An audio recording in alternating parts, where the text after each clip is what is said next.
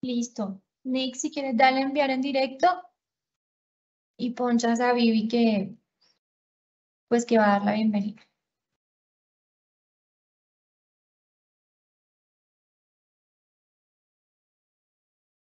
Hola, muy buenos días para todos. Es un placer estar con ustedes en este cierre de año 2021. Vamos a dar un par de 2 minuticos más para que se puedan unir más personas a esta charla. Y iniciamos 9:05 en puntísimo. Muchas gracias.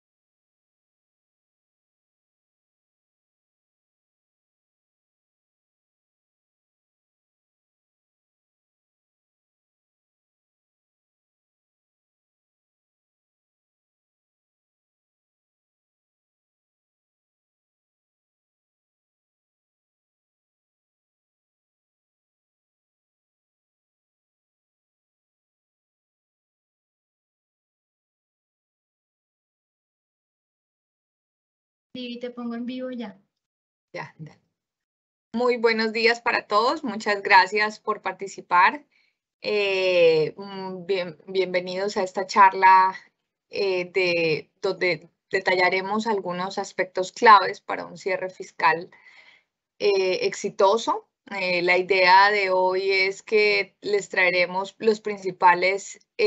cambios o temas que podamos considerar a la hora de hacer un cierre. Me presento, mi nombre es Vivian Lorena Arciniega, soy socia de impuestos en BDO Colombia y el día de hoy estaré acompañada de Freddy Sánchez y Tatiana Sierra, que son parte del equipo que estarán compartiendo con ustedes su conocimiento y bueno, dándoles estas claves tan importantes a la hora de tener en cuenta para poder determinar su provisión y hacer todas las evaluaciones del caso para poder tener esa tranquilidad de cerrar un año fiscal llegando a las cifras correctas. Si quieres, Freddy, vamos adelante.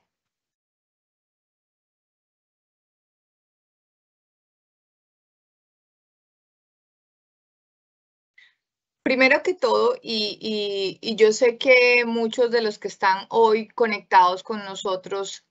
saben que durante el 14 de septiembre del 2021, el gobierno nacional sancionó la ley 2155, que es nuestra ley o reforma tributaria que estará vigente a partir del año 2022. Digamos que, ¿por qué la traemos acá si vamos a hacer el cierre fiscal del año 2021? Digamos que esto es importante de cara a temas como el impuesto diferido que debemos calcular o debemos reconocer en nuestros estados financieros para propósitos de revelar el impuesto a pagar o los derechos que tenemos hacia futuro. Entonces, esta ley 2155, que fue nuestra reciente reforma tributaria y que, como lo mencionaba, estará vigente a partir del 1 de enero del 2022, tuvo cambios importantes a nivel de, en materia recaudatoria. Como ustedes saben, el gobierno, tras, digamos que un año durísimo como fue el año 2020, tras una pandemia donde la economía de Colombia se desaceleró y en general la del mundo, donde se han tomado medidas importantes para poder reactivar la economía. De hecho, parte o los motivos por el cual se creó esta reforma tributaria, además de buscar el dinero o el recaudo, se crean medidas para poder reactivar la economía del país. Pues la principal medida de recaudo o cambio fue la modificación a la tarifa general del impuesto sobre la renta. Recordemos que estábamos estacionados en un cambio transitorio de tarifas. Estábamos sobre la tarifa del 31% del impuesto sobre la renta y teníamos proyectado que a partir del año siguiente esta tarifa sería del 30% y de ahí en adelante sin modificaciones. Para este año, digamos que con la sanción de la nueva reforma tributaria y de cara al cierre fiscal, pues vamos a tener la tarifa del 31% para el año 2021, sino que para efectos del impuesto diferido y considerando, digamos que las reversiones que se van a dar en adelante, esta tarifa, la que se debe considerar, es la que estará vigente a partir del 1 de enero del 2022, que será la del 35%. Digamos que eso es lo más importante de cara a nuestro cierre fiscal y es considerar, yo debo hacer o no el cálculo del impuesto diferido,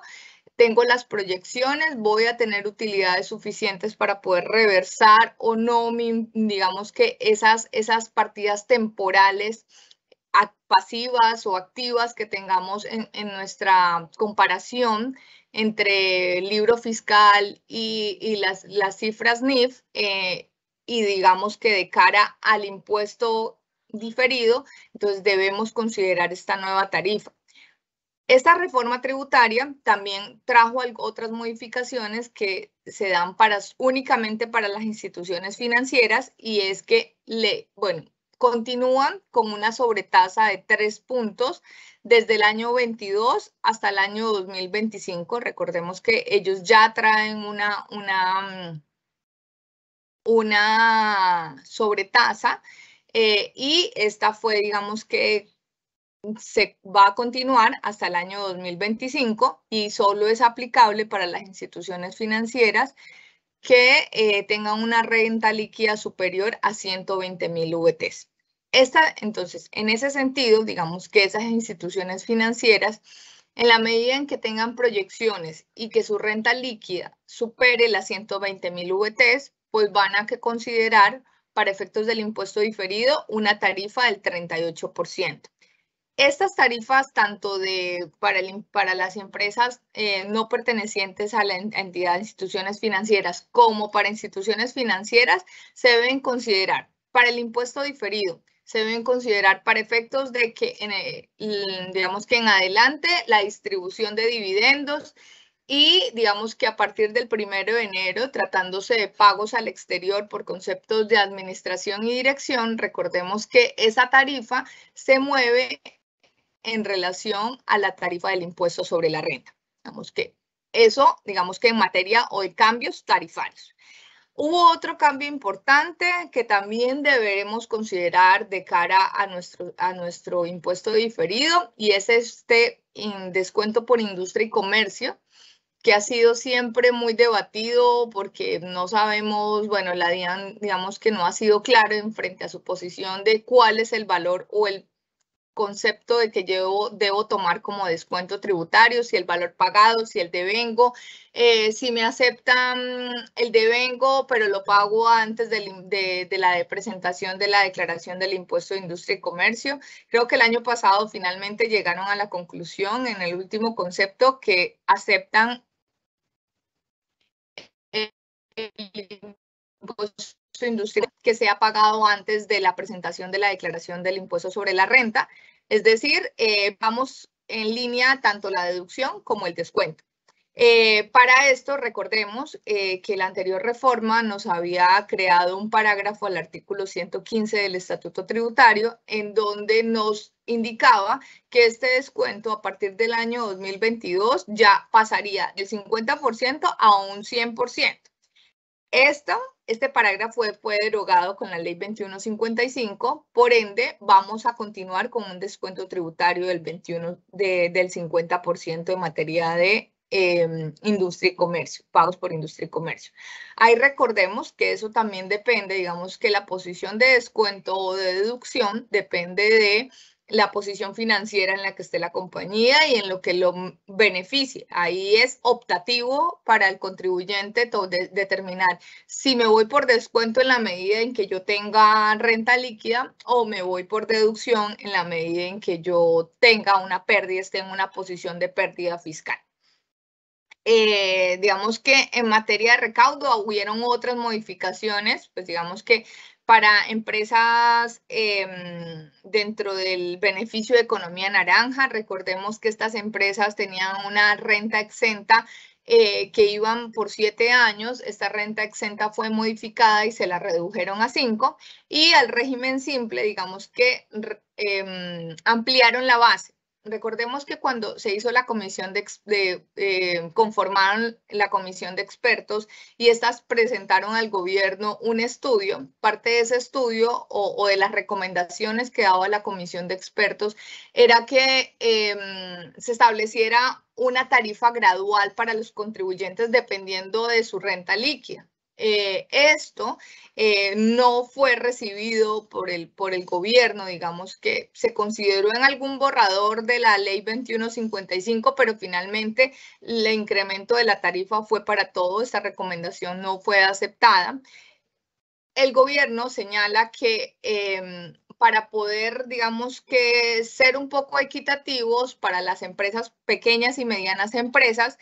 abre un poco más el portal o la base de lo que es el régimen simple de tributación, pasando de 80.000 a 10.000 VTs, que esos son como 3.500 millones más o menos. Es decir, las empresas que facturen hasta 3.500 millones de pesos y que cumplan con el lleno de los requisitos podrán acogerse a este régimen simple.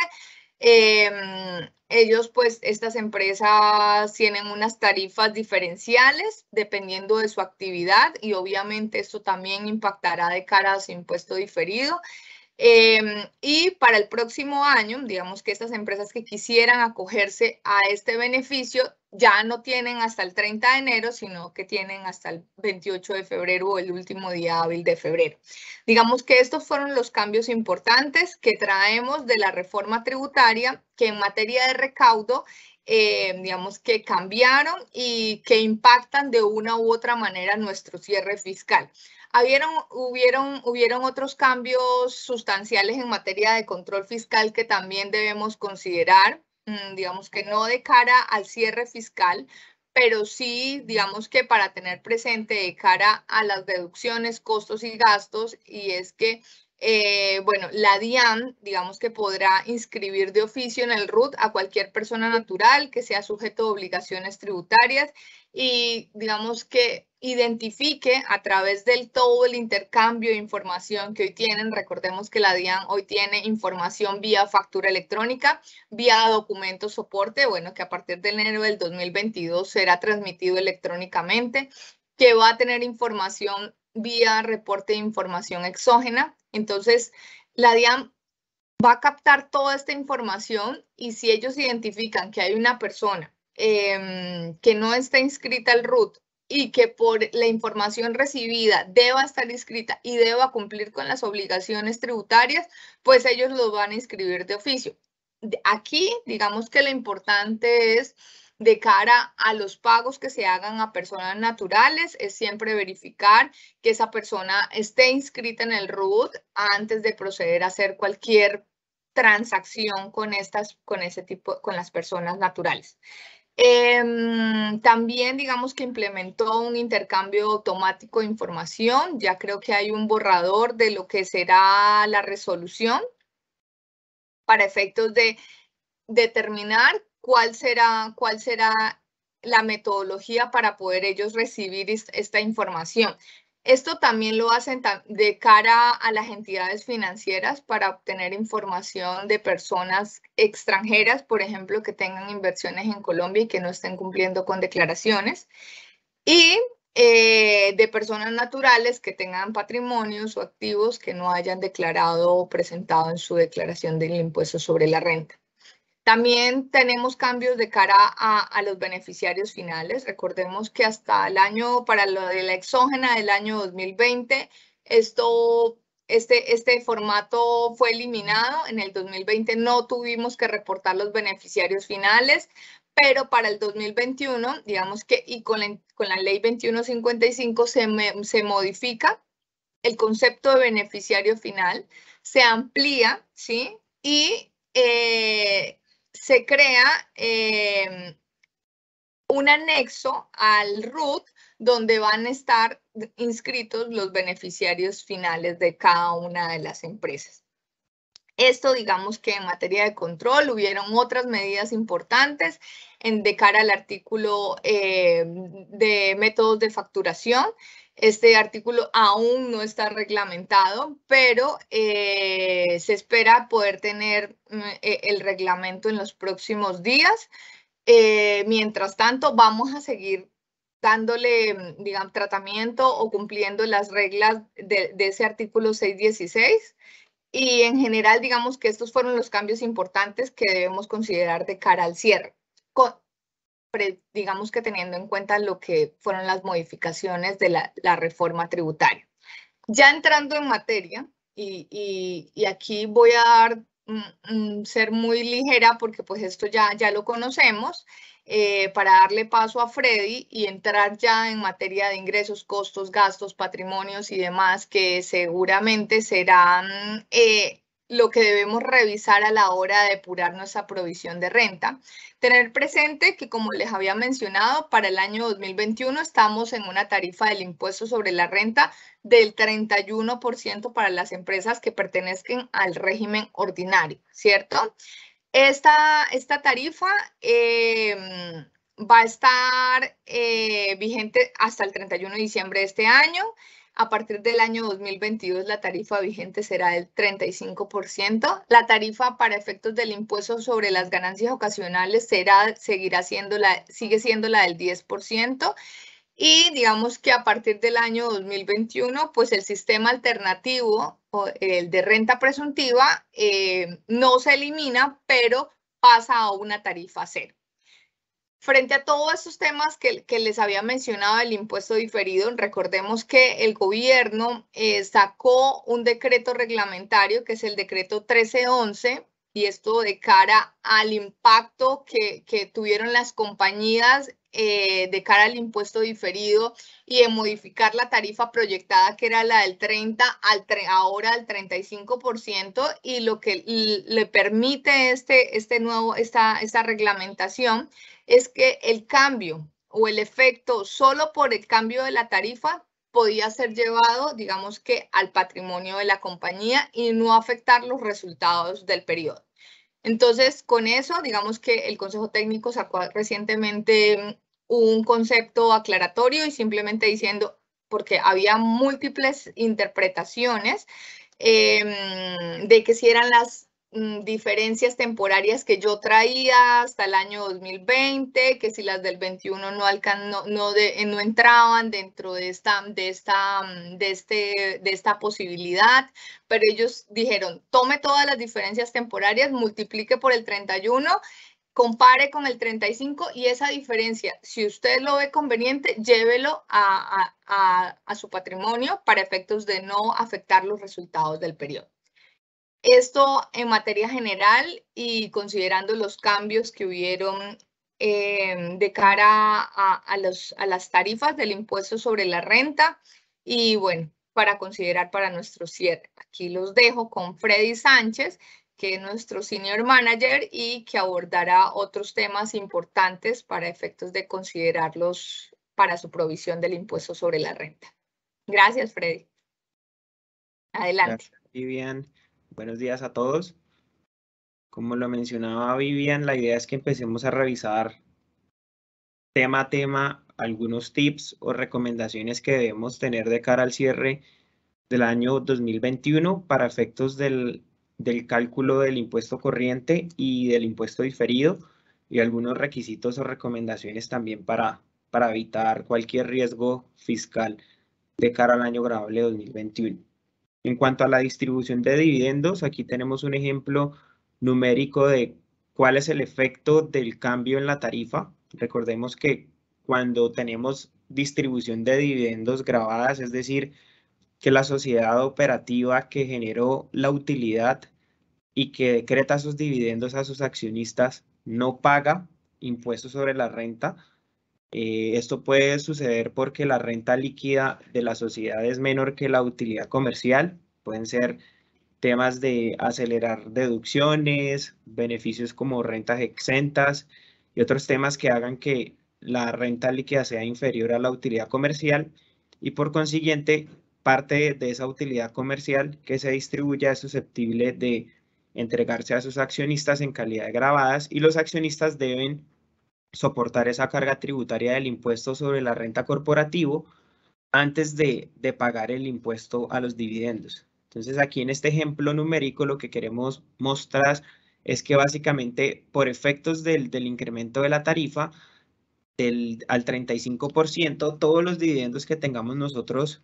atrapados o esas utilidades atrapadas en el patrimonio de utilidades generadas del 2017 en adelante, si se distribuyen a partir del año 2022, pues vamos a tener naturalmente un efecto de 4 puntos porcentuales adicionales, que es el incremento de la tarifa corporativa del impuesto sobre la renta. Aquí en el recuadro inferior podemos ver con un ejemplo numérico, con unos dividendos grabados de 500 millones, cómo pues estaríamos pagando vía retención en la fuente, considerando que al momento de la distribución se debe retener el 100% de este impuesto, comparado con una potencial retención en la fuente si se hace la distribución en el año grabable 2022. Básicamente, la idea es tratar de, en la medida de lo posible, esas utilidades atrapadas que tengamos en calidad de grabadas, validar la forma de posiblemente o la viabilidad que exista de decretarlas antes del cierre de este año, pues para aprovechar esa tarifa del 31% que estará vigente hasta el 31 de diciembre.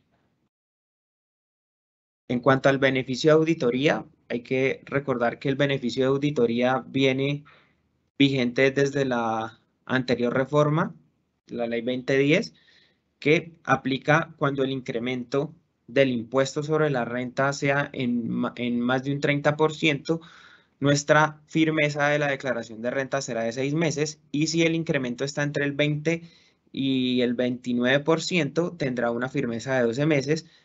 Y en la ley 2155 se volvió a incluir dentro del ordenamiento jurídico este beneficio y a partir del año grabable 2022 hasta el año 2023 seguirá aplicando este beneficio de auditoría, solamente que ahorita los incrementos porcentuales son un poco más altos, se requiere un incremento entre del 35 más para que la firmeza sea 6 meses y entre el 25 y el 34% para que la firmeza sea 12 meses. Si nosotros en estas proyecciones o de cara a este cierre, comparándonos con el año grabable anterior, consideramos o nuestro resultado es que podemos acceder a este beneficio de auditoría, tenemos que tener en cuenta que debemos pagar a tiempo las retenciones en la fuente, deben ser reales, debe cumplirse con las cuotas, pagarse todas las obligaciones dentro de los tiempos, porque el hecho de no pagar una cuota o de esa declaración me podría a mí llevar a perder este beneficio de auditoría porque así lo exige la norma. Y también tener en mente que en el caso en que, aun cuando apliquemos el beneficio de auditoría y estemos generando saldos a favor, pues tendremos ese término de firmeza también aplicará y tendríamos que respetar este lapso de tiempo para efectos de la solicitud del saldo a favor. En cuanto a las pérdidas fiscales, importante aquí y es que nosotros siempre, para efectos de reconocer un impuesto diferido activo, lo que nos exige la NIC 12 es que tengamos una razonabilidad o una expectativa razonable de que vamos a recuperar esas pérdidas fiscales con posibles rentas líquidas futuras y posiblemente por efectos de la pandemia, estas proyecciones financieras pueden haberse modificado, pues claramente la expectativa de generación de utilidades con el impacto del COVID y todo el tema de la recesión económica que estamos viviendo en el país, pues puede llevar a que lo que antes era una expectativa de generación de utilidades pueda ser que no generemos utilidades futuras y no podamos recuperar estas pérdidas fiscales. Entonces aquí la invitación es a actualizar esas proyecciones para reconocer en los estados financieros este impuesto diferido activo en la medida de que exista cierta razonabilidad para validar y reconocer este impuesto diferido a la tarifa del 35%. Un cambio muy importante es que hace un tiempo una sentencia del Consejo de Estado decretó o sentenció la suspensión de dos conceptos de la DIAN, que es el 756 del 2019 y el 1017 del 2018, que en este concepto la DIAN había concluido que ese artículo del régimen de transición de la ley 1819 del 2016, que traía consigo una fórmula para ponderar las pérdidas fiscales de renta y las pérdidas fiscales de CRE, qué parte podía utilizar de cada una a partir del año grabable 2017 en que se había eliminado el CRE y ya solamente íbamos a tener un solo impuesto que se determinará sobre renta líquida o sobre utilidad fiscal. Y lo que había mencionado la DIAN era que esta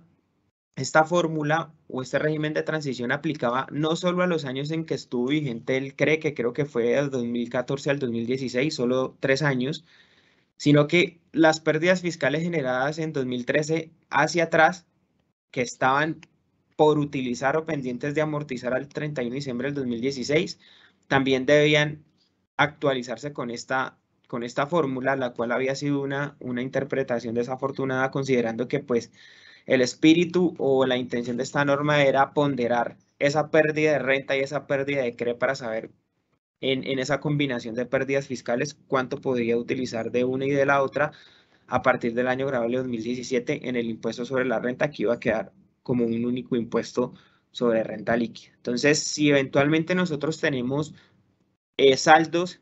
que dimos por perdido, que castigamos en aplicación de ese régimen de transición de años anteriores en el que estuviera vigente el impuesto CRE, pues con esta sentencia existe la posibilidad de que revivamos esas pérdidas y nuestro inventario de pérdidas fiscales se pueda incrementar y en la medida de lo posible aprovecharlas con las rentas líquidas futuras y por consiguiente reconocer el impuesto diferido de cara a la posible aprovechamiento futuro de estos saldos que habíamos perdido hasta el momento. En cuanto a la depreciación y su suspensión, siempre existió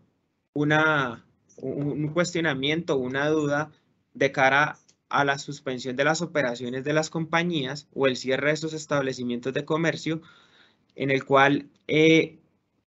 pues muchas personas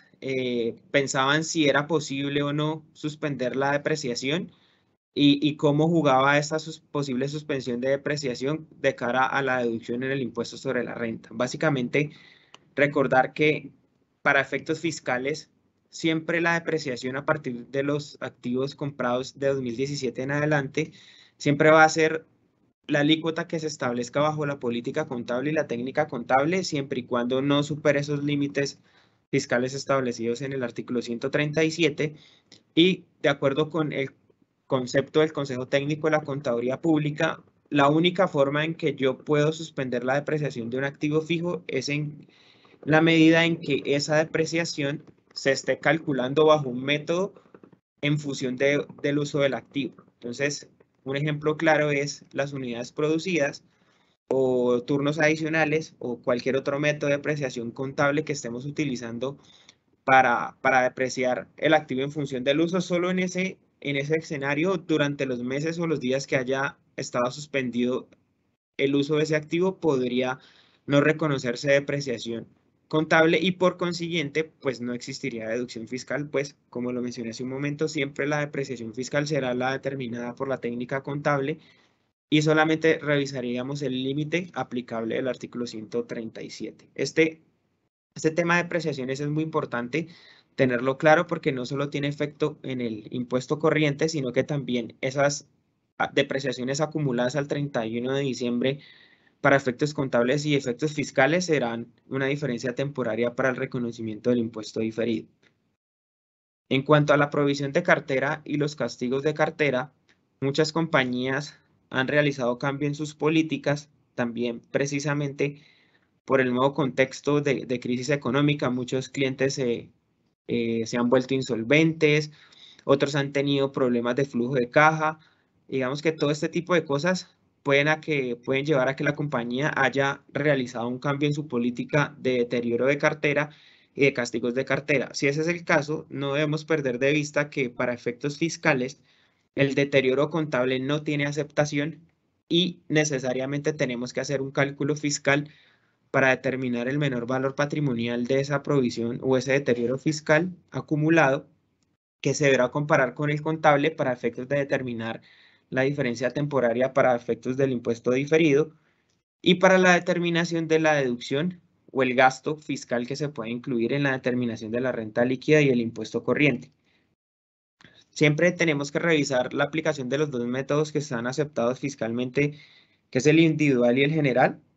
El general, que es sobre cartera por edades, sin hacer ninguna distinción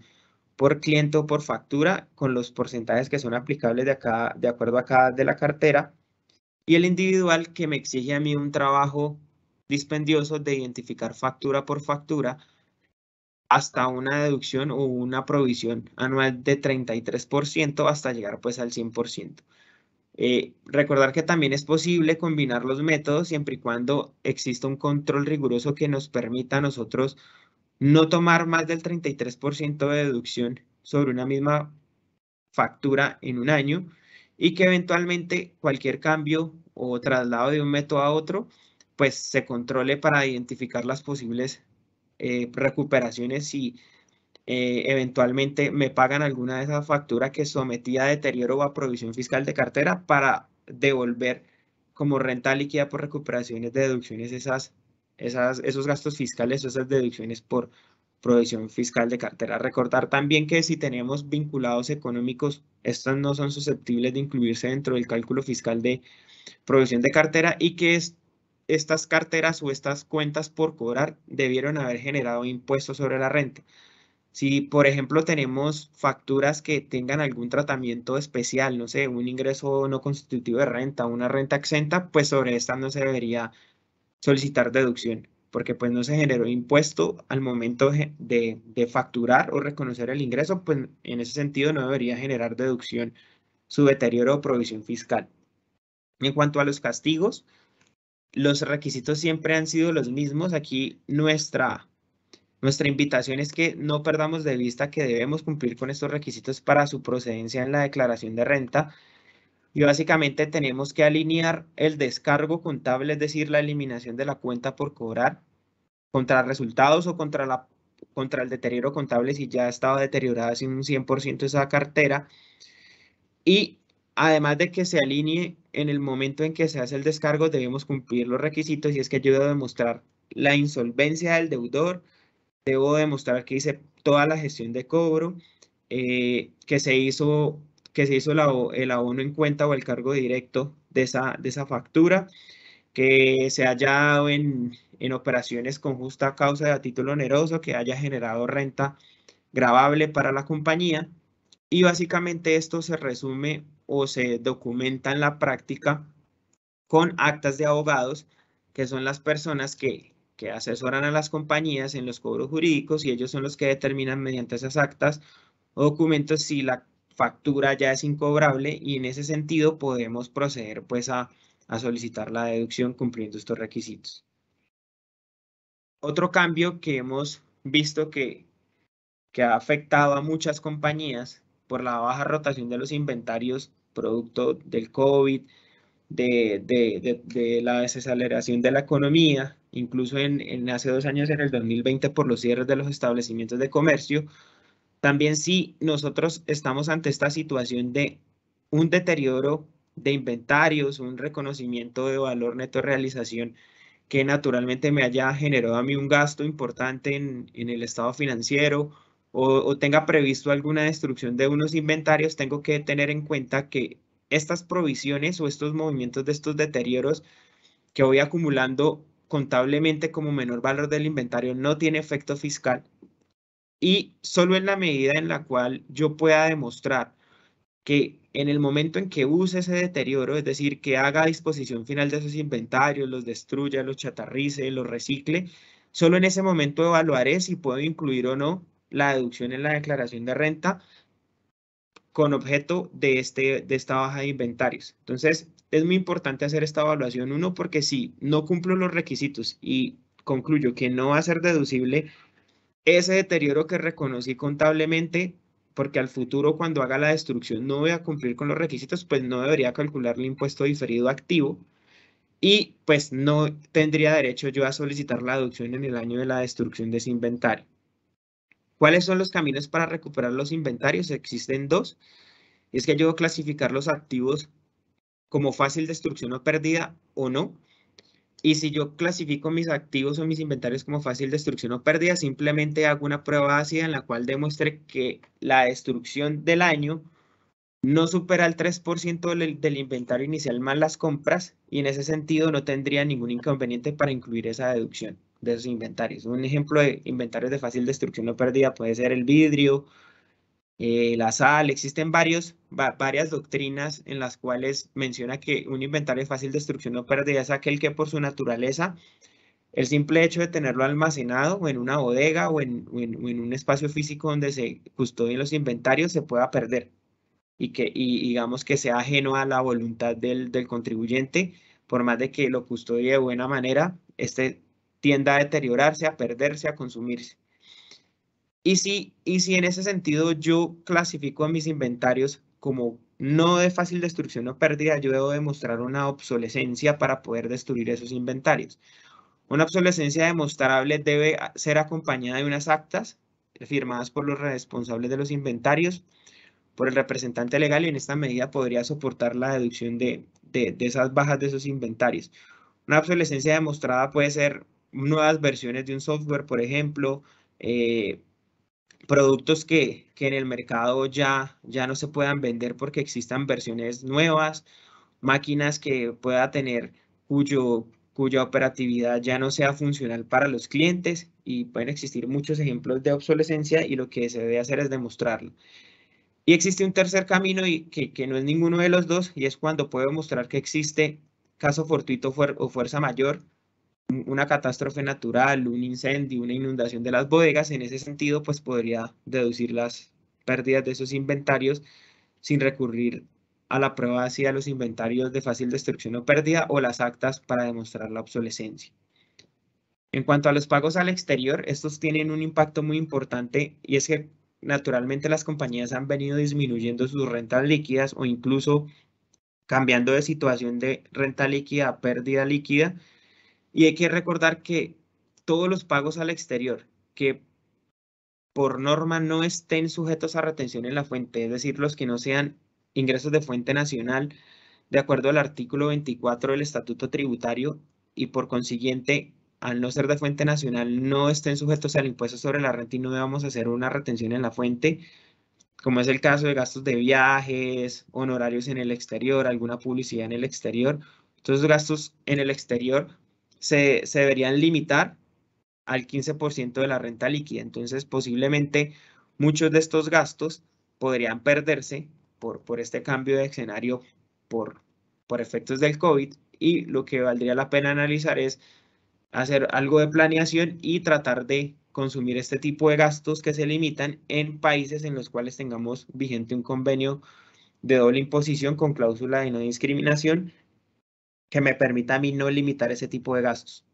Recordar que los países de la Comunidad Andina de Naciones, la CAN, no tiene prevista este levantamiento de esa limitación, y la DIAN ha conceptuado en su doctrina reciente que para el caso de la CAN sí aplica esta limitación. Recordarlo porque muchas personas por esa cláusula general de la CAN, de la decisión 578, levantaban esa limitación, pero pues la DIAN ha conceptuado que no es así. Aquí tenemos un listado de los convenios de doble imposición vigentes. Aclarar que para el caso de Italia empieza a aplicar a partir del año grabable 2022 y tenemos un grupo de convenios pendientes. Algo muy importante y que hemos visto mucho que es un error común en muchos de los contribuyentes, es que para el cierre de los estados financieros, supongamos ahorita 2021, tenemos un grupo de gastos al exterior, o pueden ser o cualquier otro tipo de gasto, que lo tenemos provisionado y lo provisionamos sin retención en la fuente. Entonces, podría ser que registremos el gasto ahorita en 2021 en diciembre y la retención en la fuente cuando nos llegue la factura en enero del 2022 y me queda descalzado o descubierto el gasto, porque recordemos que los que sí tienen obligación de aplicar retención en la fuente, como es el caso de las consultorías, servicios técnicos, asistencias técnicas, regalías, servicios de administración y dirección, el requisito para que sea deducible ese gasto al exterior es la retención en la fuente. Entonces, en este sentido, la invitación es que si vamos a provisionar gastos, porque es un gasto devengado, tenemos un contrato, tenemos un monto y una fecha cierto de que sé que me van a prestar un servicio o a importar un servicio en diciembre y solamente me falta la factura, pues provisionemos ese gasto acompañado de su retención en la fuente, declaremos y paguemos la retención en la fuente en diciembre para que nos quede el gasto con su respectiva retención en la fuente, y más considerando que este es un tema de fácil detección por parte de la DIAN en cruce de medios magnéticos, porque me quedaría el gasto sin retención en la fuente y la DIAN facilito podría a mí enviarme un correo persuasivo o incluso un requerimiento, un emplazamiento para que corrija mi declaración de renta y me desconozca ese gasto que reporté con un NIT del exterior que no tiene retención en la fuente.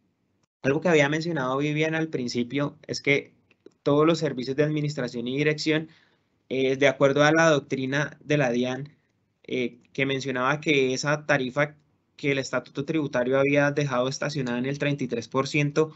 no se debería leer como un 33%, sino que debería ir sujeta a la tarifa general del impuesto sobre la renta del año gravable en el que haga el pago por administración y dirección. En ese sentido, pues si vamos a seguir aplicando esta doctrina de la DIAN, yo debería hacer retención en la fuente a partir de enero del 35% y no del 33%. Sin embargo, pues existen también otros argumentos para defender que la retención sea del 33% y no del 35%, pero pues invitamos a que revisen con sus asesores tributarios el cómo aplicar esta retención en la fuente. En cuanto a los pasivos estimados, tener en cuenta que ya después de la ley 1819 del 2016, en teoría no deberíamos tener pasivos estimados, porque todo lo que no tenga un monto, una fecha cierto o no esté registrado en un contrato o no tenga la obligación yo de pagarlo, no debería reconocerlo en los estados financieros. Sin embargo, sigue existiendo la práctica financiera de incluir pasivos alejados un poco de la realidad. Entonces deberíamos hacer la evaluación y solamente desconocer en nuestra declaración de renta y posiblemente generar un impuesto diferido en la medida en que yo tenga pasivos que no voy a devengar durante el periodo, es decir, que sean pasivos de gastos que realmente no se ejecutaron en el año gravable 2021 y sobre los cuales pues no tengo monto ni fecha cierto para reconocerlos como reales. Si por el contrario yo tengo toda la documentación para demostrar que sí es un gasto devengado, tengo contratos, tengo alguna obligación, sé que me va a llegar esa factura y es un gasto que voy a incurrir en él en el 2020 y que solamente me falta legalizarlo con la factura, pues este pasivo debe ser un pasivo real respetando ese principio de devengo. Y como lo mencionaba hace un momento, debería acompañarlo de su retención en la fuente, independientemente que sea del exterior o nacional, para que nos quede alineado el reconocimiento del devengo para efectos del gasto y para efectos de nuestra obligación como agentes de retención, de practicar la retención en la fuente hacia proveedor. Siguiendo un poco con los pasivos, algo que también nos ha afectado muchísimo a muchos contribuyentes ha sido la regla de la subcapitalización. Esta regla de la subcapitalización predica que yo no puedo endeudarme o mi deuda ponderada promedio del año gravable no puede ser superior a 2 veces el patrimonio líquido del año gravable anterior. Con ocasión de la crisis económica, muchas compañías colombianas se han visto obligadas a recurrir a la deuda para apalancarse en estos tiempos de crisis, y muchas veces no ha sido con el sector financiero, sino que ha sido con sus vinculados. Entonces, si ese es nuestro caso, debemos revisar esta regla, hacer el cálculo de acuerdo al decreto reglamentario y determinar la porción de los intereses deducibles y la parte que posiblemente no lo sea, y esto nos puede llevar a nosotros a tomar decisiones de planeación tributaria y estructurar la deuda, capitalizarla o por ejemplo, cambiar el préstamo con un vinculado ahora, hacerlo con una institución financiera para evitar esta limitación de la deducción de los intereses. Y recordar que esta limitación genera una diferencia permanente, es decir, que nos afecta directamente la tasa efectiva de tributación, porque los intereses que no pueda deducir en un periodo no los podré deducir en los periodos siguientes, sino que se pierde. Entonces, esto es un tema muy importante que debemos revisar de cara a este cierre y es validar para al momento de hacer nuestra provisión de renta cómo estamos de cara a esta prueba ácida de la deducibilidad de los intereses. La DIAN emitió un concepto hace unos meses en el cual explicaba que la excepción de la subcapitalización no es aplicable en cadenas de préstamos. ¿Esto qué quiere decir? El mismo artículo 118-1 que reglamenta o que más bien introduce en la ley la obligación de revisar esta limitación de los intereses o la deducción de estos, me dice cuáles son los casos en los cuales no aplica. Estos son las empresas en periodo improductivo, contribuyentes vigilados por la Superintendencia Financiera, operaciones de factoring, financiación de proyectos de infraestructura y de servicios públicos. Y lo que dice la DIAN es que si un contribuyente al cual le aplica esa excepción recibe un préstamo directo, a ese contribuyente es al cual le aplica la excepción. Si, por ejemplo, existe otro vinculado económico en la cadena de préstamos, a ese vinculado que está en la cadena de préstamos no le aplica la excepción. Por ejemplo, un vinculado 1 le presta un vinculado 2 y ese vinculado 2 a su vez le presta un vinculado 3 y ese vinculado 3 es el que ejecuta alguno de estos proyectos o actividades o empresas a las cuales le es exonerada esta regla. En ese sentido, el vinculado número 2 del ejemplo que les ponía no puede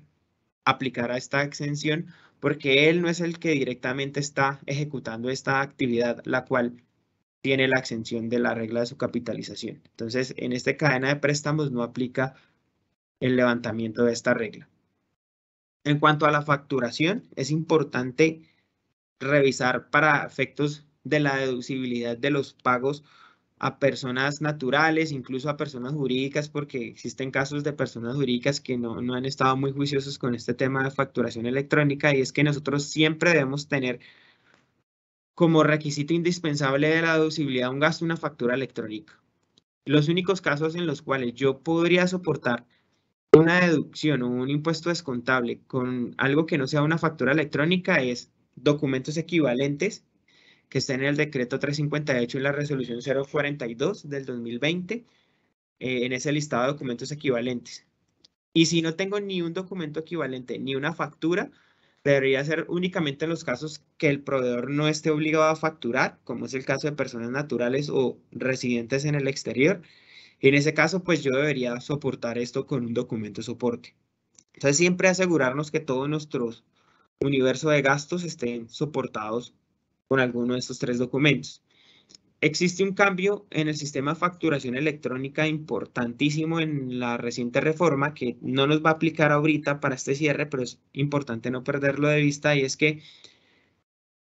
dentro del sistema de facturación electrónica se incluyeron otros documentos como es la nómina electrónica, el documento soporte,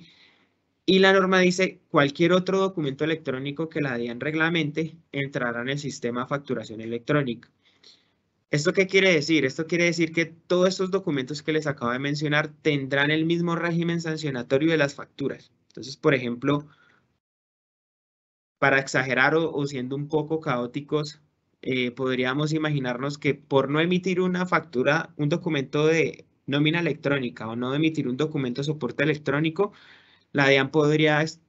hacerme el cierre del establecimiento de comercio porque esa es la sanción para no facturar en las operaciones que esté obligado a hacer. O un error en alguno de estos documentos, el 1% de las operaciones que estén documentadas o soportadas en ese documento electrónico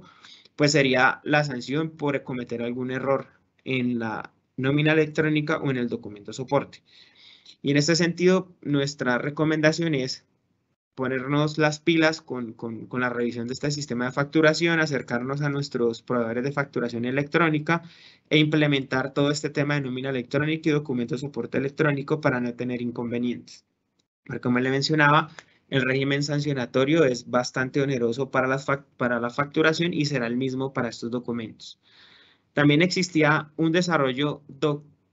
doctrinario de la DIAN alrededor de este artículo 616-1 que me mencionaba a mí todas las operaciones que debían ser facturadas y cuáles no. Este artículo 616-1 ya cambió y ya no menciona cuáles son las operaciones que deben facturarse y cuáles no, simplemente habla del sistema de facturación electrónica. Con este cambio, indirectamente lo que nosotros consideramos al interior de la firma es que todas esas operaciones que antes la DIAN había mencionado con la anterior redacción del artículo 616-1 que no eran de obligatoria facturación, por ejemplo, reembolsos de gastos, cuotas de administración de copropiedades, operaciones en contratos de colaboración y cualquier otra operación que concluíamos que no era obligatorio facturarla porque no estaba listada en el artículo 616-1, ahorita a partir del 2022 y cuando se introduzca la reglamentación de este artículo que está pendiente, pues empezaría a ser obligatorio. Y en ese sentido deberíamos facturar todas las operaciones o exigir factura para todas las operaciones. Adicionalmente, el POS, que ya veníamos tratándolo como no soporte de deducciones, tiene una nueva norma y es que los que expiden este documento, como los supermercados, almacenes de cadena, grandes superficies, tiendas de ropa, entre otros,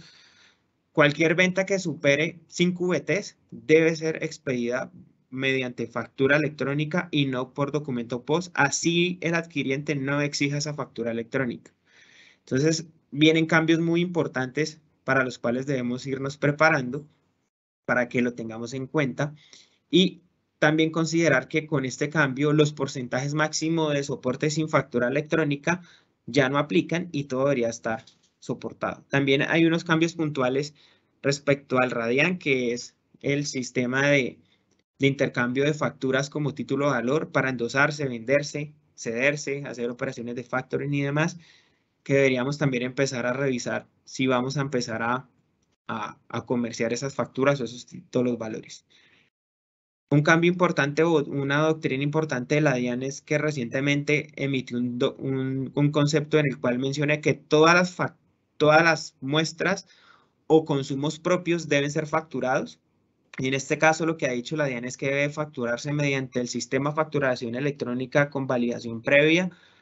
con el lleno de todos los requisitos de esas facturas, normal como si fuera una factura a un cliente. Deberíamos generar el IVA, valor comercial, y en este caso el comprador debería ser el mismo vendedor, es decir, el mismo contribuyente, diligencia sus datos como comprador porque al final del día es el que ostenta esa calidad al ser un consumo interno, ya sea para hacer actividades de mercadeo, para convertirlo en un activo fijo, para dar una muestra y es algo importante que debemos tener en cuenta considerando pues que podríamos ser sancionados por cometer algún error en ese sistema de facturación. Dentro del documento soporte, que es ese documento que debemos emitir nosotros como contribuyentes para soportar nuestros gastos y los impuestos descontables que tengamos con no obligados a facturar, que esto en resumidas cuentas son personas naturales o no residentes en Colombia. Recordar que esta obligación viene desde marzo del 2020 y hasta febrero del 2020, hasta agosto, perdón, del 2020, este documento no tenía la obligación de tener un consecutivo. A partir de agosto se debe tener un rango de numeración actualizado. Dieron esos rangos por 12 meses o 18 meses, entonces los que les dieron por 18 meses deben estar por vencerse para que los revisemos y no se nos vaya a vencer ese rango de numeración autorizado por la DIAN. Y a partir de enero del 2022, esto debe emitirse electrónicamente y tener en cuenta que debemos estar preparados para emitir este documento de soporte electrónico, porque como les mencionaba hace un momento, el el régimen sancionatorio puede ser bastante peligroso. La DIAN, mediante un concepto del 1010 del 7 de julio del 2021, dio un poco más de claridad respecto a las operaciones que se soportan con este documento y son susceptibles de ajustes. Mencionó que por ahora la norma ni la reglamentación tiene previsto una nota crédito o una nota débito que pueda o que sea susceptible de ajustar un documento soporte, por lo cual lo de la DIAN ha dicho que si nosotros tenemos un ajuste en una operación con un tercero al exterior o con una persona natural,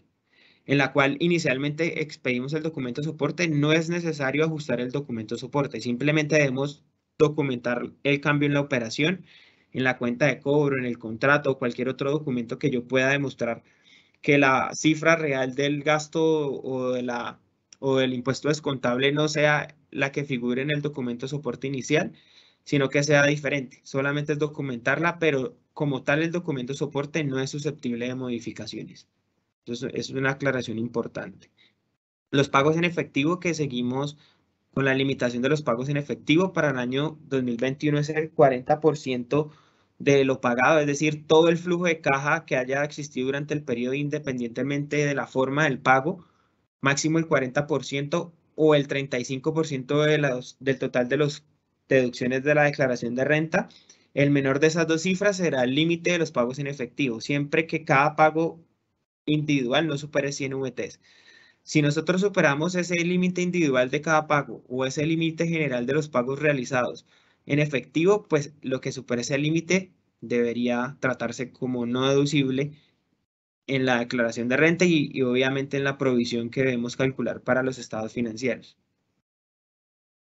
En cuanto a la disminución de la contribución de pensión, con el decreto 588 del 2020,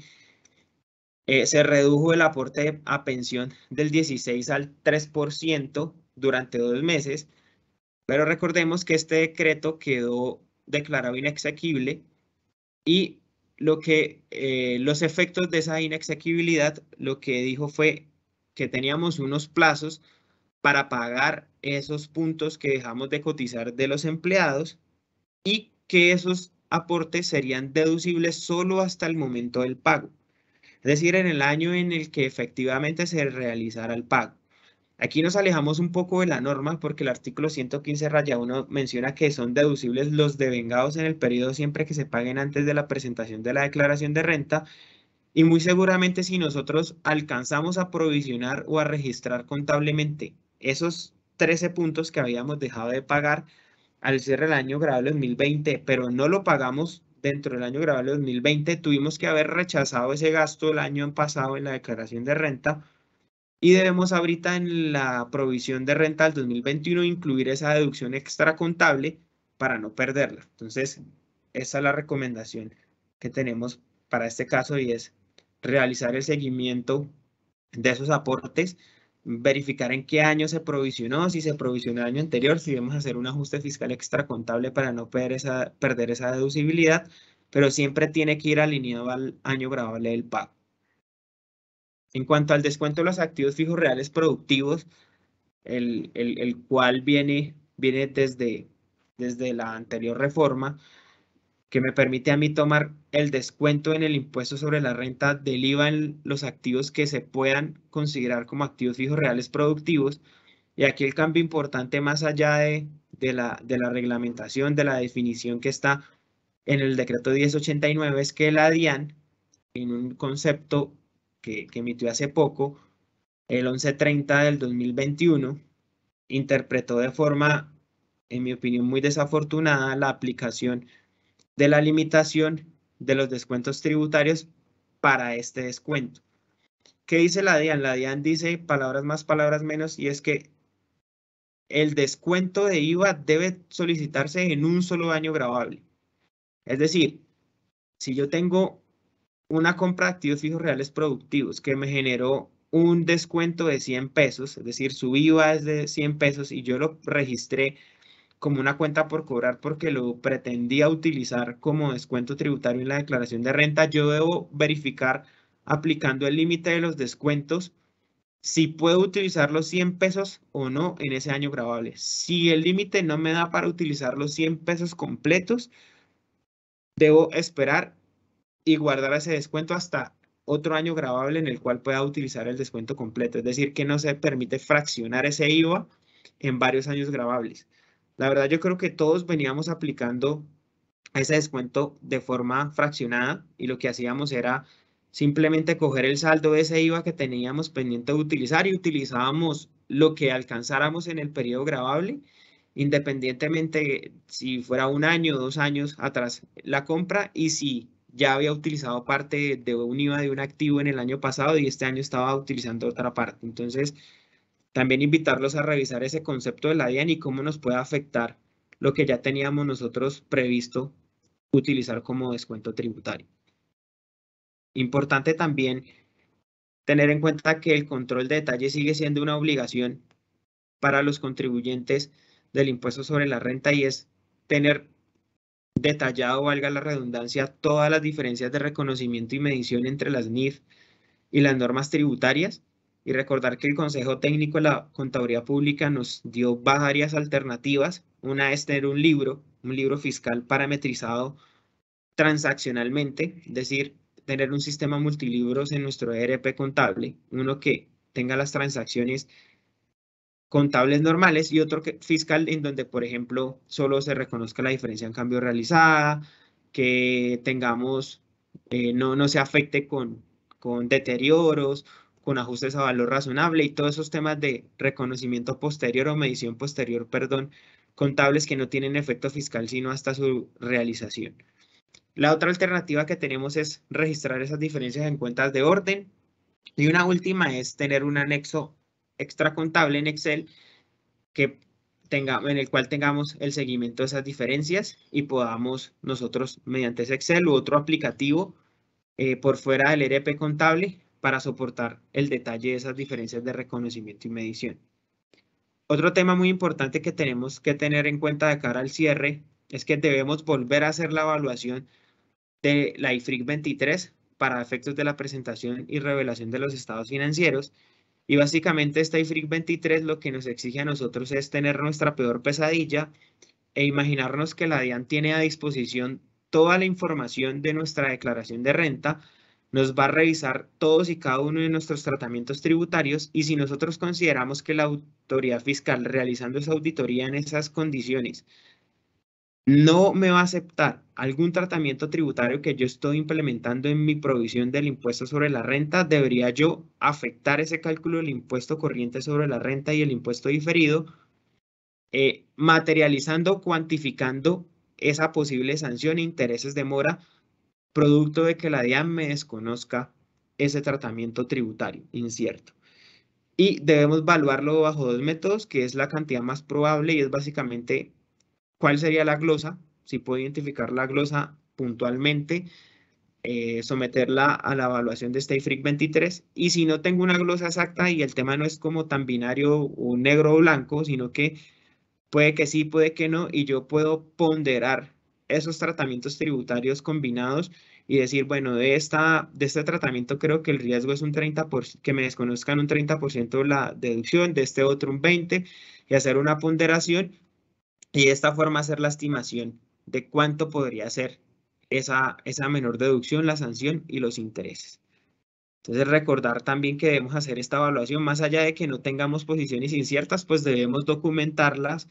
para que los auditores o los revisores fiscales de nuestros estados financieros pues nos puedan dar su opinión y firmarlos de cara a esta revisión de los tratamientos tributarios inciertos que los invitamos a que los revisen con sus asesores tributarios para una correcta determinación y revelación de las cifras en los estados financieros. Un poco, esto no es un cambio normativo, pero sí ha venido la DIAN haciendo unos cruces de información en los cuales invitó a los contribuyentes a corregir sus medios magnéticos en los cuales identificó que se estaba utilizando el código 444 para los no residentes y la DIAN lo que estaba diciendo es, de acuerdo a la resolución, solamente se puede utilizar ese 444 en rangos de numeración de NITs del exterior en la medida que ese tercero no tenga un tax ID o un equivalente a un NIT en esa jurisdicción. Y lo que nos está exigiendo esta nueva forma de fiscalización de la DIAN es que actualicemos nuestras bases de datos, esto sí es un tema urgente, a partir del año grabable 2021 y emitir todos los documentos electrónicos con el Tax ID correcto y no con el 444. ¿Cuáles documentos podrían ser? Facturas, si por ejemplo exporto servicios o exporto bienes. Documentos soporte de la importación de servicios.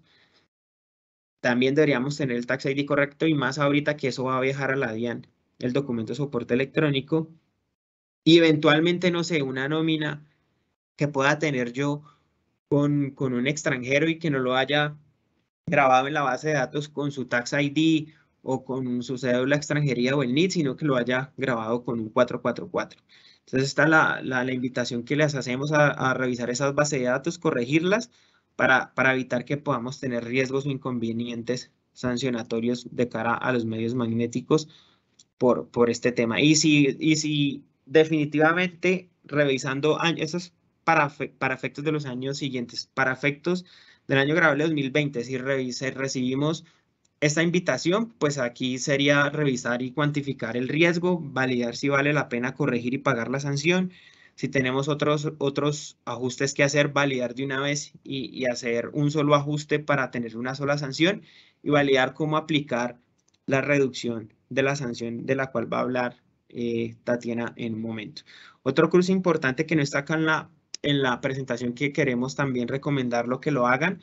es que la DIAN está cruzando las 12 bases de autorretención en la fuente mensual versus los ingresos grabables en la declaración de renta.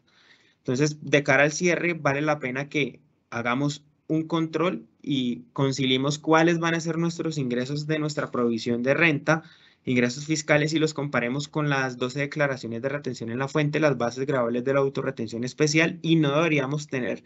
diferencias a menos que estén sustentadas y podamos documentarlas. Esta es otra recomendación de cara al cierre. Y ya para terminar, le doy la palabra a Tatiana, que nos va a hablar un poco de las reducciones y los beneficios en sanciones e intereses de mora de la reforma. Bueno, muy buenos días a todos los asistentes. Con este cronograma y cumpliendo con el tema del cierre del año fiscal, consideramos súper importante entrar a revisar esas medidas de reactivación económica y esas medidas tributarias, esas amnistías tributarias que contempló la reforma tributaria, que lo que buscan al final es que los contribuyentes pues puedan saldar todas esas obligaciones pendientes que tienen con la DIAN.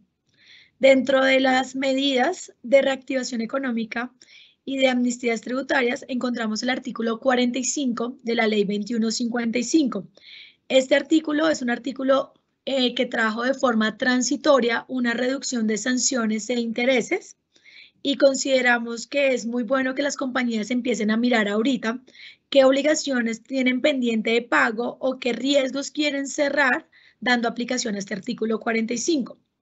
Este artículo 45 está previsto para todo tipo de obligaciones tributarias que estén ante la DIAN o ante las entidades territoriales, también obligaciones aduaneras, cambiarias y obligaciones con la UGPP, que presenten mora al 30 de junio del 2021 y que el incumplimiento se haya ocasionado o agravado como consecuencia de la pandemia del COVID-19. Antes de entrar a revisar los requisitos, es súper importante saber que estas obligaciones pendientes de mora pueden ser con la DIAN o con las entidades territoriales. ¿Qué significa que sean con las entidades territoriales? Que no tenemos que esperar a que la Secretaría de Hacienda de Bogotá, la de Cali, la de Bucaramanga, acojan este artículo 45, sino que este aplica de manera directa por un mandato legal. ¿Qué significa esto? Que si al día de hoy tenemos deudas con entidades territoriales y no se ha expedido un acuerdo municipal, pues hay una aplicación directa del artículo 45. La DIAN para obligaciones de orden nacional, pues la DIAN ya lo reglamentó, ya sacó un concepto unificado respecto de cómo era la aplicación, pero que las entidades territoriales no hayan expedido algún acuerdo, algún acto administrativo, no significa que no lo puedan aplicar. Entonces, antes de entrar a revisar los requisitos, pues sí es súper bueno que sepan que este artículo 45 aplica para cualquier obligación tributaria de orden nacional o de orden territorial que cumpla con los dos requisitos que vamos a ver más adelante. Uno de los requisitos es que el contribuyente se encuentre en mora al 30 de junio del 2021. La mora significa un incumplimiento en la obligación y encontramos que ¿qué se entiende por obligaciones en mora? Pues obligaciones respecto de las cuales yo tenga que hacer ahorita una corrección, pero lo que voy a corregir es una obligación o una declaración que presenté antes del 30 de junio. Obligaciones donde estoy extemporáneo, es decir, tenía que cumplir con mi obligación de presentar la declaración el 30 de junio o antes y al día de hoy no la he presentado, no he cumplido con el deber formal, pues ahí también estoy en mora. Todos los temas de anticipos de régimen simple, obligaciones contenidas en actos administrativos o en sentencias judiciales, es decir, si tengo un pliego de cargos, si tengo un requerimiento especial, si tengo una liquidación oficial de aforo, si cuento con una sentencia de primera instancia o de segunda instancia que haya sido notificada antes del 30 de junio y en la cual pues se esté discutiendo un impuesto, una sanción, y yo decido acogerme a este artículo 45, lo puedo hacer. Todas las sanciones que yo liquide de forma voluntaria o las sanciones que liquide la DIAN a través de un pliego de cargos. Todos los saldos de obligaciones incluidas en facilidades de pago vigentes o también en facilidades de pago incumplidas. ¿Qué significa? Que de pronto antes del 14 de septiembre que se expidió la reforma tributaria, habían contribuyentes que habían firmado unas facilidades de pago con unas condiciones diferentes a las que salió después de la reforma. Yo puedo solicitar que me ajusten mi facilidad de pago para darle aplicación al artículo 45. Obligaciones contenidas en declaraciones ineficaces. Acá súper importante es que pues si tenemos declaraciones de retención en la fuente ineficaces que sean posteriores al año 2018 y la compañía quiere subsanar esa ineficacia, lo puede hacer y puede darle aplicación al artículo 45. Otro tipo de obligaciones son las obligaciones en las cuales iniciaron procesos de cobro coactivo. ¿Qué pasa? Les notificaron el mandamiento de pago, les notificaron las excepciones, todo antes del 30 de junio.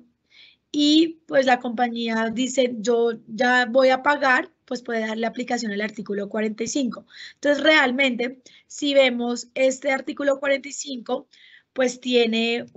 cubre un montón de obligaciones tributarias y un montón de incumplimientos. Entonces, al final, la compañía tiene que entrar a revisar si tiene alguna de estas situaciones que generan una mora. Súper importante es el tiempo y es que esa mora se haya generado al 30 de junio del 2021. Ese es el primer requisito, es un requisito temporal. Y es que todo lo que estemos hablando, todo lo que yo vaya a pagar, yo pueda entrar a demostrar que esa mora se generó al 30 de junio. El segundo requisito es que esa mora o ese incumplimiento se haya ocasionado o agravado como consecuencia de la pandemia. ¿Qué significa que se haya ocasionado? A partir del 17 de marzo del 2020, en Colombia se declaró el estado de emergencia económico, social y ecológica. ¿Qué significa? Que a partir de ese momento se ocasionó un incumplimiento. Entonces, si se trata de obligaciones que son posteriores al 17 de marzo del 2020, yo tengo que entrar a demostrar que sí se me ocasionó un incumplimiento. Cuando es agravado, significa que no se generó el incumplimiento por la pandemia, es decir, que no se me generó a partir del 17 de marzo, pero se trata de obligaciones que estaban antes de la pandemia, es decir, obligaciones incumplidas en el 2018, 2019, 2020, pero producto de la pandemia se me agravó mi situación económica y por eso no pude entrar a cumplir con las obligaciones tributarias. Entonces, acá vemos que la norma dice ocasionado o agravado. Sin embargo, cuando hablamos del agravado, la DIAN en este caso, que es el que ya ha proferido resolución de reglamentos y ya ha proferido un concepto, ha dicho que el agravado se entiende en su sentido natural y obvio. ¿Qué significa esto? Que el contribuyente puede entrar a demostrar como quiera, no hay una tarifa legal, no hay un medio de prueba específico, sino que tiene libertad probatoria para entrar a demostrar que efectivamente por la pandemia se le agravó la situación económica. ¿Qué significa esto? Que hubo una disminución de ingresos, que hubo una disminución en la caja, que le tocó salir a la compañía a vender sus activos, que le tocó empezar a condonar deudas, que hubo una pérdida de clientes o una pérdida de mercado, que hubo una cancelación de órdenes. Entonces, como vemos, hay un sinnúmero de alternativas que le permite al contribuyente entrar a probar que efectivamente la pandemia le ocasionó una situación económica más gravosa y lo que hizo que no pudiera cumplir con sus obligaciones. Si se cumplen con estos dos requisitos, realmente, pues la compañía puede entrar a aplicar la reducción en materia de sanciones e intereses, que para la aplicación de este artículo 45 consiste en que las sanciones se van a reducir al 20%, es decir, yo pago solamente el 20% y me ahorro un 80%, y súper bueno el tema de las sanciones es que adicional a la sanción, a la reducción del 20%, si la compañía está cumpliendo con los artículos del 640, que hay una reducción del 50 y el 75% si dentro de los 2 años anteriores no ha cometido la misma conducta, pues es súper importante que lo sepan, y es que esta sanción del artículo 45 es concurrente, es decir, yo la puedo aplicar también con el artículo 640. Entonces, es súper importante porque acá la compañía puede entrar a darle la aplicación a este artículo 640. Freddy, si quieres puedes pasar la diapositiva, por favor. Ahora, en cuanto a intereses, esta reducción transitoria está prevista para sanciones e intereses. En cuanto a intereses, también hay una reducción, y es que ya va a ser el 20% de la tasa de interés bancario corriente. La tasa de interés bancario corriente al día de hoy está en un 23, un 24%. A ese 24%, si le sacamos un 20%, que es la reducción, pues termina siendo un interés bancario reducido entre el 3 y el 4%, lo cual es muy bueno porque las compañías terminan ahorrándose 20 puntos porcentuales en materia de intereses. Entonces, realmente este beneficio tributario que trajo la reforma tributaria es muy bueno, y la invitación es a la compañía a revisar si cumple con los dos requisitos para que pueda dar aplicación a este beneficio. Algo súper importante es que este beneficio solo aplica hasta el 31 de diciembre del 2021. ¿Qué significa esto? Que contamos con 16 días calendario para dar aplicación a este beneficio. Súper importante es que no puedo hacer compensación, no puedo decir que me devuelvan y que me apliquen el artículo 45, no. El artículo 45 está buscando recaudo, y en ese sentido lo que busca la DIAN es que se genere un recibo de pago y se realice el pago directamente. Para efectos del recibo de pago, súper importante, si van a entrar a corregir una declaración y tienen que liquidar una sanción, en la declaración se tiene que establecer el valor de la sanción completa, y solo en el recibo de pago es donde se va a hacer la reducción y solo se va a pagar el 20%. Esto es súper importante porque la DIAN ya lo dijo y dijo cómo debía diligenciarse el recibo de pago. Entonces, es muy bueno que sepan que solo en el recibo de pago es donde yo voy a entrar a liquidar los intereses y las sanciones reducidas al 20%. En la declaración la sanción va full. Yo creo que esto lo hace la DIAN de esta manera, es para poder tener una trazabilidad de cuáles compañías y respecto de qué obligaciones tributarias es que se está acogiendo el artículo 45.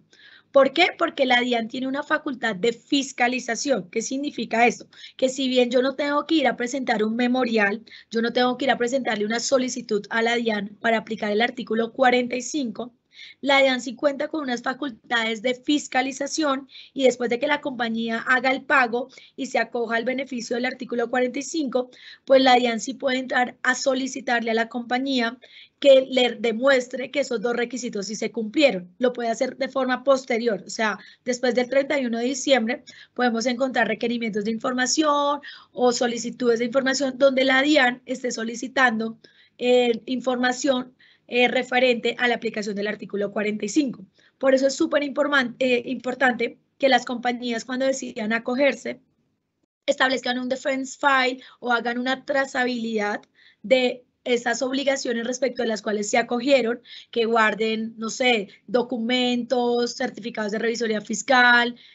certificados que demuestren que efectivamente sí hubo un incumplimiento y sí hubo un detrimento en los ingresos o en el patrimonio de la compañía. Súper importante por si el día de mañana la DIAN llega a revisarles, pues realmente puedan soportar que sí tenían derecho al artículo 45. ¿Por qué es importante esto? Porque si yo estoy corrigiendo una declaración y estoy liquidando una sanción por extemporaneidad y estoy aplicando el artículo 45 y la DIAN me dice usted no tenía derecho a aplicar el artículo 45, hay una sanción y es que cuando yo liquido mal las sanciones, la DIAN me las puede incrementar en un 30%. Entonces, el efecto negativo de que yo haga una aplicación del artículo 45 cuando no tenía derecho o cuando no estaba seguro de que sí cumplía con los requisitos es que el día de mañana la DIAN me notifique a mí un pliego de cargos y me incremente, digamos en este caso, la sanción por extemporaneidad en un 30%. Fuera de que me la cobra completa, porque tenía que pagarla completa, me la incrementa en un 30%. Entonces, sí, el llamado es a revisar muy bien los requisitos y a verificar que la compañía sí cumpla los dos para evitar que por querer acogerse a un beneficio el día de mañana, pues la compañía resulte pagando una sanción al 130%. Ahora, fuera de este artículo 45 o fuera de este beneficio, siguen vigentes dos beneficios tributarios, que son las terminaciones por mutuo acuerdo y las conciliaciones contenciosas administrativas.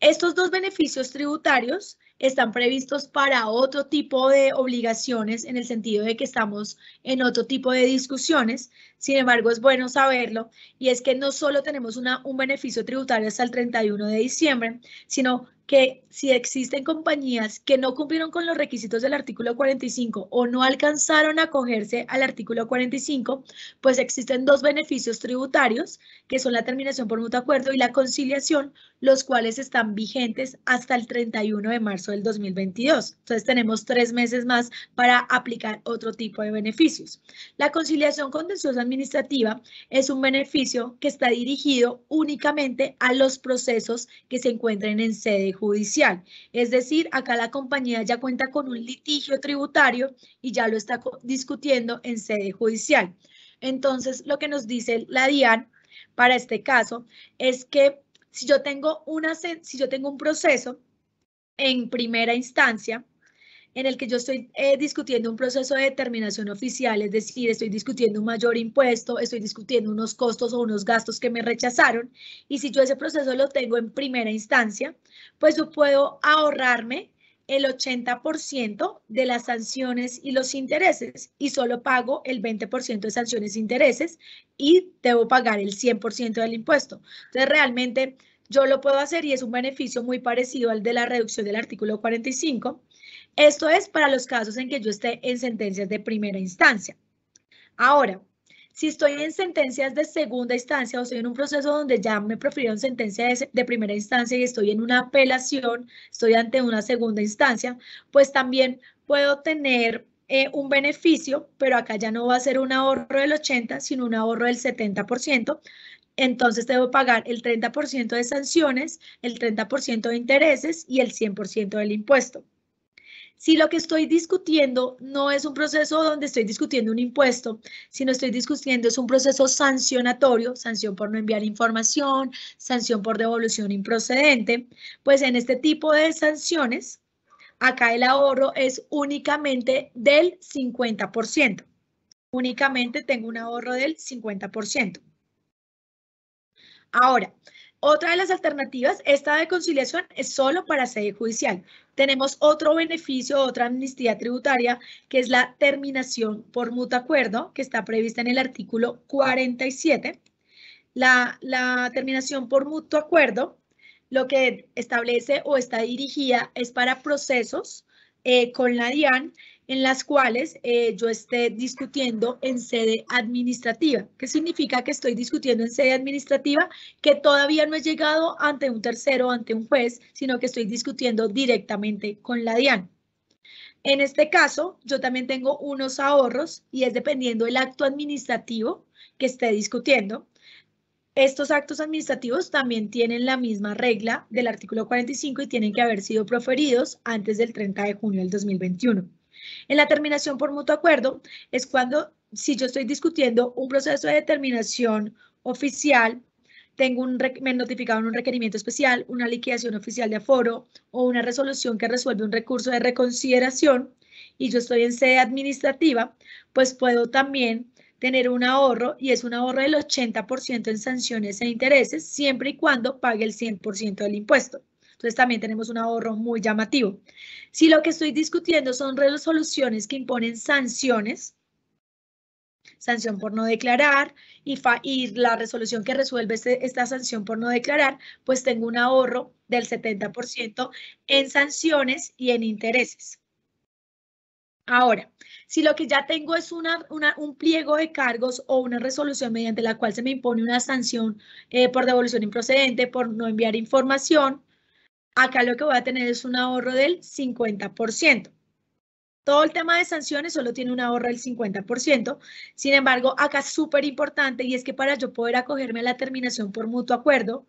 el acto administrativo que yo pienso transar tiene que estar en discusión. ¿Qué significa esto? Que si el día de mañana la compañía les notifica una resolución sanción y la compañía no interpuso el recurso de reconsideración o no discutió este acto administrativo, pues el acto administrativo está en firme y yo no puedo dar aplicación a la terminación por mutuo acuerdo. En este caso, solo podría darle aplicación al artículo 45, siempre y cuando cumpla con los requisitos. Entonces, súper importante es, en estos casos de terminación por mutuo acuerdo y de conciliación, se trata de actos administrativos que el contribuyente sí ha dado respuesta, sí ha discutido, sí ha demandado, porque si el contribuyente no hizo nada, pues el acto administrativo está en firme y respecto de actos administrativos en firme, yo no puedo acceder a este tipo de beneficios. Algo súper importante es que, digamos, la DIAN ya está emitiendo el proyecto que reglamente el artículo 46 y 47. Respecto de las entidades territoriales, para poder dar aplicación a estos dos artículos, sí se requiere que se expida un reglamento. Es decir, acá el legislador cuando expidió la reforma tributaria, dentro del desarrollo del artículo, estableció que facultaba a las entidades territoriales a acoger estos beneficios. ¿Qué significa esto? A diferencia del artículo 45, cuando dice facúltese, significa que solo podemos dar aplicación al artículo 46 y 47 de la reforma si existe previamente un acuerdo municipal donde cada alcaldía acogió estos beneficios. Si no existe ningún acuerdo municipal, no se pueden aplicar estos beneficios para impuestos de orden territorial. Por ejemplo, Bogotá ya sacó un comunicado diciendo que el artículo 46 y 47 no lo iban a adoptar. ¿Qué significa esto? Que en Bogotá solo podemos aplicar el artículo 45. El artículo 46 y 47 no va a ser adoptado por Bogotá y en consecuencia no hay beneficios de terminación por mutuo acuerdo ni de conciliación para aplicar a impuestos de orden territorial que administre la Secretaría de Impuestos de Bogotá. Bueno, de esta manera, pues ya cerramos las amnistías tributarias. La idea es que si tienen preguntas, las podamos atender en este espacio. Cumplimos con el horario, cerramos a las 10:30 en punto, entonces realmente pues podemos dar un tiempo para preguntas.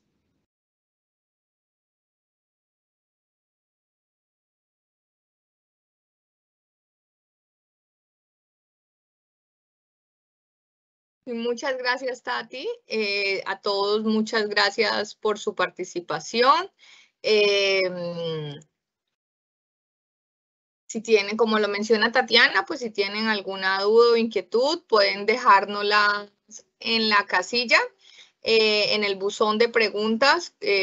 he venido dando respuesta o con mucho gusto, pues estaremos en contacto vía nuestra página. Nuestro material y la presentación será enviada a sus correos electrónicos y bueno, quedamos súper atentos. Digamos, respecto de la aplicación del artículo 45 a la sanción de medios magnéticos, Bueno, acá algo súper importante y es que los medios magnéticos del 444 que trajo la DIAN es respecto del año gravable 2019 y 2020. Acá lo importante es saber cuándo era el vencimiento para declarar esos medios magnéticos. Si el vencimiento era antes del 30 de junio del 2021, que entiendo que sí era antes del 30 de junio del 2021 los medios, pues sí pueden aplicar el artículo 45 para corregir. O sea, si la compañía decide corregir medios magnéticos y decide pagar la sanción por corrección de esos medios, puede aplicar el artículo 45, pero debe cumplir con los dos requisitos, y es que efectivamente esa compañía pues haya disminuido sus ingresos durante ese tiempo. También nos preguntaban, Tati, si podían aplicar la reducción de la sanción al 20% si la corrección te genera un saldo a favor. Y yo entiendo aquí que es un caso especial en el que tú diste valor a pagar y están cambiando lo de saldo a favor o están disminuyendo, o más bien la pregunta como la veo es, ¿yo puedo corregir y aplicar esta reducción aun cuando esta corrección me siga dando saldo a favor? Y la literalidad del artículo 45 habla de estar en mora, pero como cuando yo doy un saldo a favor, no tengo obligación de pago. Entonces, la pregunta es esto, si estoy dando saldo a favor, ¿puedo aplicar el artículo 45? Lo que pasa es que, digamos, si tú das un saldo a favor, el efecto de liquidar una sanción en la declaración es que tu saldo a favor se va a disminuir. Entonces, realmente lo que quiere la DIAN acá es recaudo. Y el recibo de pago, pues tú no vas a tener que expedir un recibo de pago y por esa razón no podrías aplicar el artículo 45 porque en la declaración se tiene que establecer el valor total de la sanción. Entonces, ¿qué pasa? Yo no puedo llevar en el renglón de sanciones, en la declaración, sino el 100% de la sanción. Donde llevo ese 20% es en el recibo de pago. Y acá no va a existir recibo de pago porque es un saldo a favor que producto de la sanción se me va a disminuir. Entonces, realmente bueno. este es un efecto económico que lo vemos y de hecho creo que por eso es que la DIAN dijo, aplíqueme la reducción es en el recibo de pago, porque si no lo decía así, pues muchas compañías iban a aplicar la reducción, era en el renglón de sanciones. Y entonces, digamos, acá el efecto es que tú aplicas el 100% en la declaración y él te va a disminuir, es el saldo a favor, no te va a generar un valor a pagar. También nos están preguntando si esta reducción aplica para declaraciones ineficaces solo desde el año 2018 o aplica para declaraciones de antes del año 2018. ¿Qué pasa? Digamos, la DIAN en la resolución 126 que reglamentó estableció que solo aplica para declaraciones de retención en la fuente ineficaces al momento de entrada del año 2018. Entonces, ¿qué pasa? ¿Qué pasa que sea ineficaz? O sea, si la ineficacia de la declaración del 2015 se me generó, ¿qué significa? Si yo tengo declaraciones de 2015, 2016, 2017 que estaban ineficaces antes de la entrada, yo no lo puedo aplicar porque acá la DIAN dijo solo aplica para la entrada de 2018, lo que significa que solo declaraciones de 2018 en adelante. Las de antes no le puedes aplicar. Ok, listo. Creo que aquí había otra pregunta, Freddy, frente a las retenciones, tratándose de pagos al exterior. Tú mencionabas que se debe dejar al cierre de 31 de diciembre y tratándose de una estimación de pagos al exterior, la retención dentro del periodo para que el pago sea deducible. La pregunta que hicieron es si esta retención también deberíamos dejarla de cara a los pagos nacionales. Sí, la respuesta es que sí, porque la retención en la fuente se causa al momento del abono, del pago o abono en cuenta, lo que suceda primero, y ya el devengo es el equivalente al concepto de abono en cuenta. Entonces, si tú ya tienes un gasto de vengado, es decir, que lo reconoces porque sabes que recibiste el servicio o el bien,